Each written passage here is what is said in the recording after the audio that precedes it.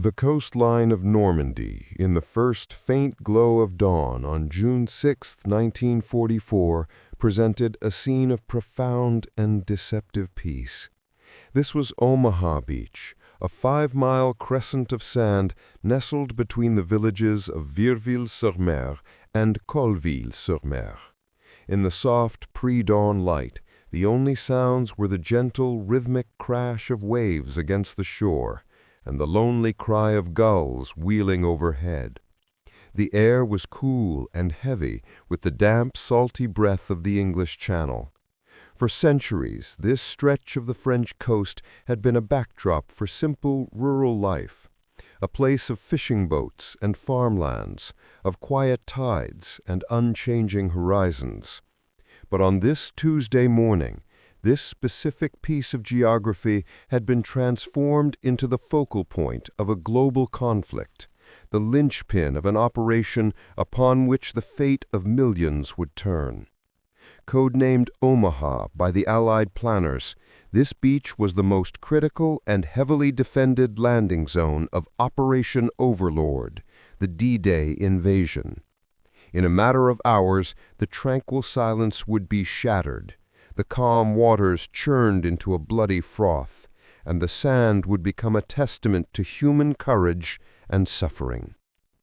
This is the story of the first 60 minutes of that battle, a single pivotal hour that would test the limits of human endurance and determine the success or failure of the entire Allied endeavor to liberate Western Europe from Nazi tyranny. It is a story not just of grand strategy, but of individual survival, of the moments where history hinged on the actions of a few ordinary men thrust into an extraordinary and hellish circumstance. The German defenders had spent years fortifying this very piece of coast, integrating it into their fabled Atlantic Wall. To the casual observer, the beach might have looked natural, but it was, in fact, a meticulously designed killing ground. The German 352nd Infantry Division, a seasoned unit whose presence was a grim surprise to Allied intelligence, manned these defenses. They had transformed the bluffs that overlooked the sand into a layered, interlocking fortress. Concrete-reinforced pill houses, known as Widerstandsnest, were dug into the hillsides, their machine gun and artillery emplacements positioned to create overlapping fields of fire that covered every square inch of the beach. These were not isolated positions, they were connected by a network of trenches and communication tunnels, allowing troops to move and reinforce points under pressure. The beach itself was littered with a sinister array of obstacles designed to gut landing craft and impede infantry. Closest to the water were Belgian gates, large steel structures that could tear the hull out of an approaching vessel. Further up the tide line were Czech hedgehogs, twisted crosses of steel beams that could block tanks and provided cover for mines. Wooden stakes, angled seaward and tipped with explosives, completed this deadly labyrinth. The sandy slopes leading to the bluffs were seeded with anti-personnel mines, and the few exits from the beach, narrow ravines or draws like the ones at Vierville and Les Moulins, were heavily fortified with concrete bunkers housing anti-tank guns and more machine guns. This was the formidable reality that awaited the nearly 34,000 men and 3,300 vehicles of the U.S. Fifth Corps, whose first wave, some 1,450 soldiers from the famed 1st Infantry Division, the Big Red One, and the 29th Infantry Division, were at that very moment pitching in the choppy waters of the Channel, their eyes fixed on the dark, silent coastline ahead. Out in the swirling gray waters of the English Channel, the scale of the Allied Armada was a sight to defy comprehension. It was a floating city of war, a vast assemblage of over 5,000 vessels stretching to the horizon. Majestic battleships and sleek cruisers jockeyed for position with hulking troop transports and a swarm of smaller landing craft. The air vibrated with the deep-throated rumble of diesel engines and the constant, high-pitched whine of the wind. Inside the landing craft, the human element of this great machine endured its own private agony. The men of the first wave had been aboard these flat-bottomed Higgins boats for hours, tossed about by a choppy sea that made a mockery of their stomachs. They were cold, soaked to the skin by spray, and reeked of vomit and fuel oil. Their faces, pale and etched with fatigue, were a mixture of stoic resolve and barely concealed fear. Many were teenagers, few had ever been in combat. They were laden down with a crushing weight of equipment, their M1 rifles wrapped in plastic, bandoliers of ammunition, grenades, canteens, and heavy packs containing everything from rations to extra socks. The sheer physical burden was such that if they stumbled into deep water, they would sink like stones. Their plan of attack, the product of months of painstaking planning and rehearsal, was a model of military precision on paper. It was predicated on the overwhelming application of firepower to neutralize the German defenses before a single soldier set foot on the sand. First, a massive aerial bombardment by hundreds of Allied bombers would pulverize the beach defenses. This would be followed by a prolonged and devastating naval barrage from the big guns of the battleships and cruisers offshore, systematically targeting known strongpoints. Then, at H hour, set for 06:30 a.m., a novel and crucial element would be unleashed: amphibious duplex drive, or DD tanks. These were Sherman tanks fitted with canvas flotation screens and a propeller drive, allowing them to swim ashore and provide immediate, direct fire support for the vulnerable infantry. They were to land 5 minutes before the first infantry waves, their 75mm guns blasting German emplacements at point-blank range. Immediately behind the tanks would come the engineers and demolition teams, their task being to blow gaps in the beach obstacles to clear paths for the subsequent waves of landing craft. The infantry themselves were to storm ashore in tightly organized waves, quickly cross the beach, and begin the assault up the draws, which were the designated exits. The entire operation was a complex, interlocking sequence of events where timing was everything. It was a plan built on the assumption that the enemy would be stunned, disorganized, and largely destroyed by the time the first American boot touched French soil. Long before the ramps dropped, however, the meticulous plan began to fray at the edges, then unravel into chaos.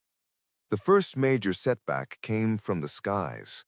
The pre-dawn aerial bombardment, intended to crater the beach and obliterate the German fortifications, was a catastrophic failure.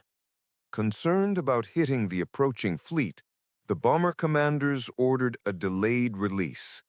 Combined with heavy cloud cover, this meant that over 13,000 bombs fell harmlessly miles inland, leaving the Omaha Beach defenses completely intact. The German soldiers, shaken but unharmed, emerged from their deep bunkers to find their weapons untouched and their fields of fire clear. Then came the disaster of the DD tanks. These were the linchpin of the assault plan, the mobile artillery that was supposed to give the infantry a fighting chance. But they were fragile vessels, designed for calm seas, not the 4 to 6 foot swells that were running that morning. The commander of the landing craft flotilla, faced with the deteriorating weather and under fire, made a fateful decision. For the eastern half of the beach, he ordered the tanks launched too far out, nearly 6,000 yards from shore. It was a death sentence. One by one, the clumsy canvas-walled tanks were swamped by the waves. Of the 32 DD tanks assigned to Omaha, 27 sank almost immediately, plunging to the bottom of the channel and taking most of their crews with them. Only 5 managed to struggle ashore. On the western sector, a wiser decision was made to land the tanks directly on the beach.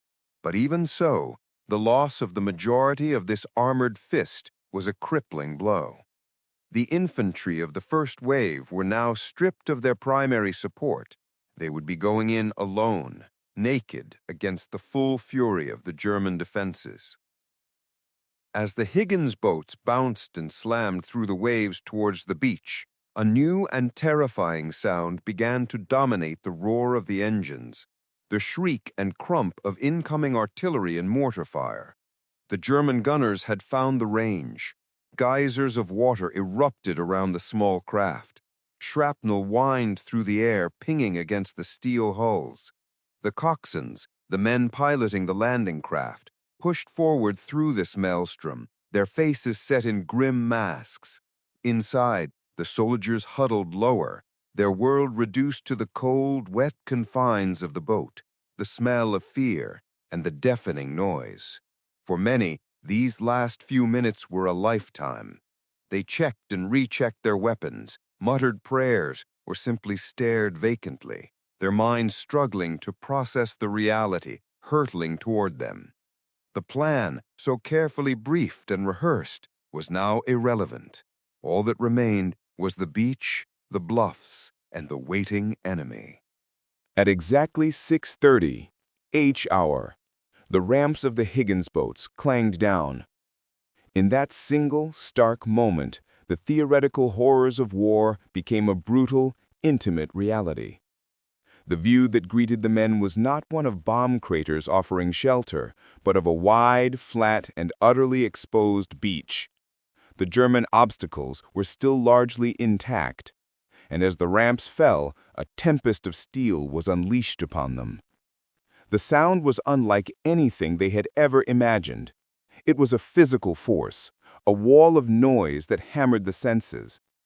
Dominating everything was the distinctive, terrifying, ripping sound of the German MG-42 machine guns, a weapon so fast-firing that individual shots were indistinguishable. It was the sound of cloth being torn endlessly. This was layered over with the sharper crack of rifle fire, the hollow thump of mortar launches, and the earth-shattering detonations of 88mm artillery shells landing in the surf. The air itself seemed to be alive and malevolent. The first men to exit the boats were often the first to die. They were met by pre-sighted machine gun fire that swept the ramp openings. Some were cut down before they took a single step, collapsing back into the boat or slumping into the chest-deep water. Those who made it out found themselves wading through a churning, bloody froth. The weight of their equipment was a deadly anchor. Men stumbled on submerged obstacles, their packs pulling them under. Those who stopped to inflate their life belts made themselves stationary targets. The water, which moments before had been a deep green, was now stained a sickening pink. The carnage was methodical and efficient. The German defenders, safe in their reinforced concrete nests, fired down fixed lines of sight. They traversed their weapons back and forth across the beach, mowing down the struggling figures with a chilling, impersonal precision. There was no need to aim. They simply fired into the masses. Units that had trained together for months were shredded in minutes. A company of the 116th Infantry Regiment, landing at the sector codenamed Dog Green, was virtually annihilated. Within 10 minutes, the company had ceased to exist as a fighting force. Its commander was dead. Most of its junior officers and sergeants were dead or wounded, and its men were scattered, pinned down, or lying dead in the surf. The precise company-level plan dissolved into a bloody shambles. The strong currents and smoke had pushed many landing craft far from their assigned sectors. Soldiers from the 1st Division were mixed with men from the 29th. Squads and platoons were jumbled together. The complex choreography of the assault broke down into a desperate, individual struggle for survival. The command structure, so reliant on radios and officers, evaporated. Radios were waterlogged and useless. Officers, conspicuous and leading from the front, were primary targets and were killed in disproportionately high numbers. The loss of leadership created a vacuum of initiative and direction. The survivors of the first wave found themselves on the beach, organized, terrified, and utterly pinned down. They huddled behind the only cover available, a shallow bank of shingle stones and a wooden anti-tank seawall that ran the length of the beach. To raise one's head was to invite instant death. The engineers who were supposed to be blowing gaps in the obstacles faced a near impossible task. They were systematically targeted as they tried to place their Bangalore torpedoes and explosives. Their bulky demolition packs made them prime targets for snipers and machine gunners. Many were killed before they could arm a single charge. Landing craft scheduled for later waves began to pile up at the obstacle line, unable to find a clear path to the beach. They were sitting ducks for German artillery. The invasion was not just stalling, it was on the verge of catastrophic failure. On the command ships offshore, generals like Omar Bradley listened to the increasingly desperate and fragmented radio reports with mounting dread. The news was all bad. The beach was a slaughterhouse. The assault had been stopped cold. By 06:45, just 15 minutes after H-hour, the situation at Omaha Beach was critical. The grand design of D-Day had been reduced to a few hundred shocked and leaderless men trapped on a strip of sand, with the entire weight of the German war machine poised to annihilate them. It was at this absolute nadir, when the invasion seemed lost, that the battle for Omaha Beach was saved. This salvation did not come from a general's order or a new plan drafted offshore. It came from the lowest ranks of the U.S. Army. With the chain of command shattered, leadership devolved to whoever had the will to seize it. This was the moment of the sergeants, the corporals, the privates first class.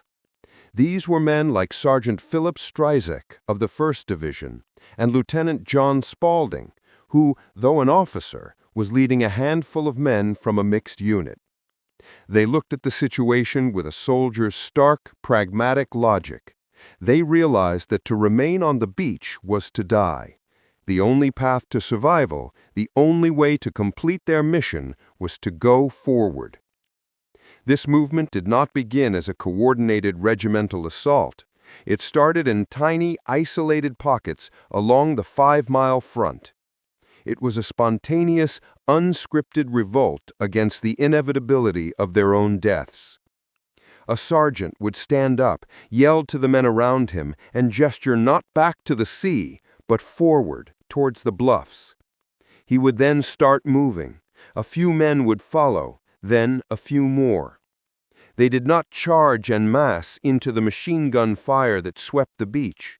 Instead, they used what little cover there was, a stranded tank, a burned-out landing craft, a slight depression in the sand, to crawl and scramble forward. Their objective was audacious. They bypassed the heavily fortified draws, which were death traps, and instead made for the steep, seemingly impassable cliffs that lay between them. These areas were less heavily defended, as the Germans had considered them natural barriers to an assault. Using Bangalore torpedoes to blow gaps in the concertina wire at the base of the bluffs, these small ad hoc teams began the agonizing climb. It was a brutal test of physical and mental strength. They pulled themselves up by roots and tufts of grass, their muscles burning, their hearts pounding. They kicked steps into the clay, praying they wouldn't dislodge a mine. All the while, German riflemen and machine gunners fired down on them, the bullets snapping past their ears and kicking up dirt around their hands and faces. For the German defenders, this was a tactical nightmare. Their entire defensive scheme was based on containing the enemy on the beach. Their weapons were sighted to fire along the length of the sand, not straight down the faces of the cliffs directly beneath them. These small groups of Americans were attacking from their blind spots. As these brave teams reached the top, they began to roll up the German defenses from the flanks and rear. They moved along the communication trenches, tossing grenades into the rear entrances of the pillboxes. They engaged in fierce, close-quarter firefights with German infantry in the trenches. One by one, the deadly strongpoints that had been pouring fire onto the beach began to fall silent.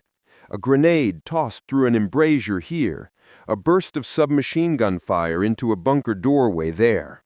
It was slow, painstaking, and incredibly dangerous work. But with each position that was neutralized, the volume of fire penning the men on the beach lessened. Around 7:15, a new element entered the battle, one that would prove decisive. From their positions offshore, the commanders of the U.S. Navy destroyers had a ringside seat to the disaster unfolding on Omaha Beach.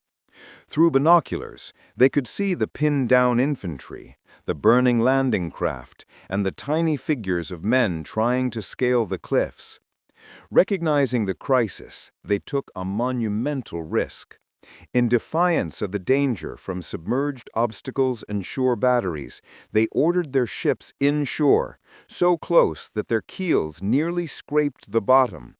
The USS Frankfurt, the USS Doyle, the USS Emmons, and others steamed to within 800 yards of the beach, so close that the men on shore could see the faces of the sailors on deck.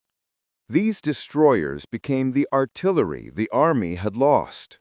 Their 5-inch guns, capable of rapid, accurate fire, began to engage the German strongpoints directly. This was not area bombardment, it was surgical shooting. Spotters on the beach, and sometimes the ship's own lookouts, would identify a specific pillbox or gun emplacement that was causing havoc. The destroyer would then fire a shell, observe the impact, and adjust fire until the target was destroyed. They blasted bunkers, silenced artillery positions, and even took out machine gun nests. The psychological impact of this support was as important as the physical destruction. The men on the beach, who had felt isolated and abandoned, now saw the U.S. Navy risking everything to support them. It was a powerful boost to their morale, a tangible sign that they were not alone. The combination of the infantry's raw courage on the bluffs and the destroyer's point-blank fire support began to turn the tide. The paralysis on the beach was broken. Larger groups of men, now seeing a way forward, began to organize.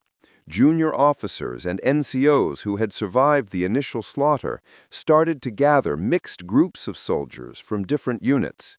Using smoke grenades to obscure their movements, they began to assault the draws from the beach side, working to link up with the men who had already scaled the cliffs and were now attacking the draws from the rear and flanks. The fighting to open these exits was ferocious and house to house in the villages at the top of the draws. But by 7:30, the first hour was over. The crisis had passed. A fragile, tenuous, but critical foothold had been established at the top of the bluffs. The beach was no longer a trap. It had become a beachhead. The battle for Omaha was far from over. It would rage with brutal intensity for the rest of the day as more troops and supplies poured in. But the initiative had irrevocably shifted from the German defenders to the American attackers. The door to Normandy had been forced open.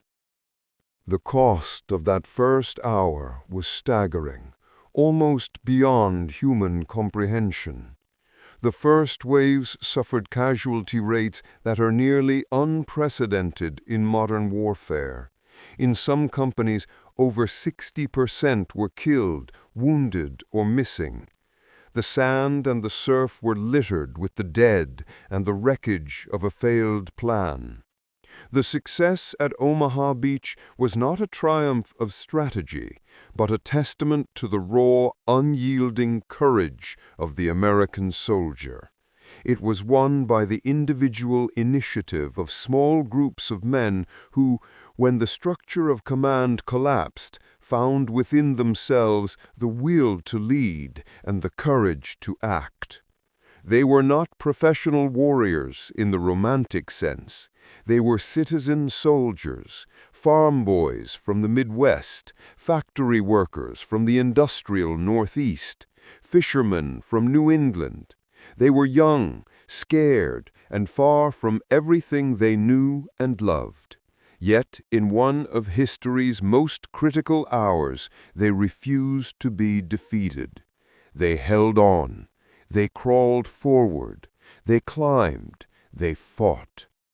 The first 60 minutes on Omaha Beach were a microcosm of the entire Second World War, a struggle between a rigid, top-down system and the flexible, democratic initiative of free men. Had those few hundred men broken, had they remained pinned behind the seawall, the consequences are almost too dire to contemplate. The German 352nd Division could have poured reserves onto the beach, potentially rolling up the American landings at Utah Beach to the west and preventing a link-up with the British and Canadian forces to the east. The entire D-Day operation, a precarious and finely balanced endeavor, could have collapsed on its first day, setting back the liberation of Europe by months or even years and altering the course of the 20th century. But they did not break. Their valor, purchased with their blood on that strip of sand, secured a foothold in fortress Europe. It was a victory forged in the crucible of chaos, a testament to the idea that the spirit of the individual soldier, when pushed to its absolute limit, can overcome even the most formidable of obstacles. The freedom of a continent was won in those first terrible 60 minutes on Omaha Beach, a debt that echoes through the decades, remembered by the silent rows of white crosses in the cemetery that now overlooks the peaceful sands where so many gave their last full measure of devotion.